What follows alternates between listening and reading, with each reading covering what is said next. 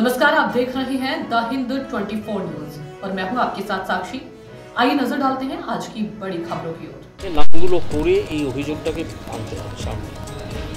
BMS এর উপর যারা নির্ভর করেন তাদেরকে ভেঙে ডিজিএমসি নাকি সেখানে নিয়ে চলে যাওয়ার উদ্যোগ নেওয়া হচ্ছে আমাদেরই দলের দু একজন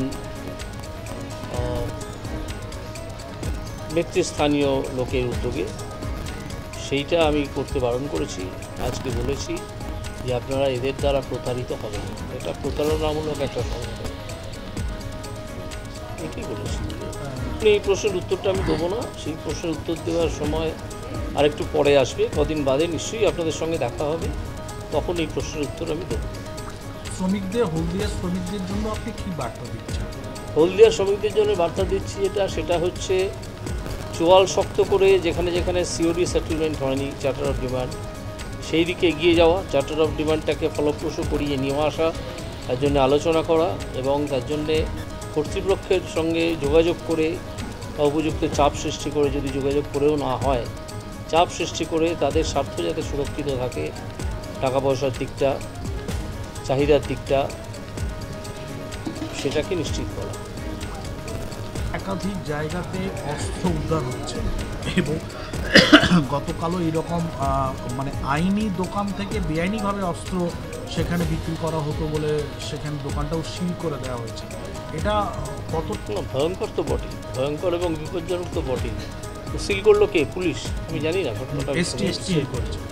এসটিএফ করেছে। হয়তো তাদের সম্বন্ধে খবর পেয়েছে। ওখানে এটা তো এছাড়া বেআইনি অস্ত্রের যে কারবারটা সারা কলকাতা জুড়ে চলে, বিশেষ করে কতগুলো পকেট আছে কলকাতার উপকণ্ঠে, সেখানে চলে। আবার কলকাতার ভেতরে একটা জায়গা আছে যেমন তিলজলা, সেখানে তো শুনেছি ঝুড়ি করে অস্ত্র নিয়ে বিক্রি করতে পারে কিছু কিছু লোক। অস্ত্র চাই যেরকমভাবে ফল নিয়ে বেরোয় না, সেরকম। তো এদেরকে কেন এতদিন ধরে আটকানো হচ্ছে না, এখনও আটকানো হয়নি, সেটা আমার কাছে একটা রহস্য এবং আমি মনে করি এটা প্রশাসনের ব্যর্থতা এবং প্রশাসনের একটা প্রচ্ছন্ন সমর্থন না থাকলে এই ঘটনা দিনের পর দিন ঘটে না। যে বেআইনি অস্ত্র এত আসছে, হাতবদল হচ্ছে, পাচার হচ্ছে, এইটা থামানোর ব্যাপারে প্রশাসন যতটা উদ্যোগী হওয়া উচিত ছিল তার ধারে কাছেও নেই। সরকারি অস্ত্র কারখানা থেকে এইগুলো গুলিগুলো পাচার হচ্ছে, আমি এ সম্বন্ধে খোঁজ পেলে তখন আমি এই প্রশ্নের উত্তর দেব। অভিযোগবাবু, একটা তদুগী তারা কিছুটা আশার আলো দেখেছে।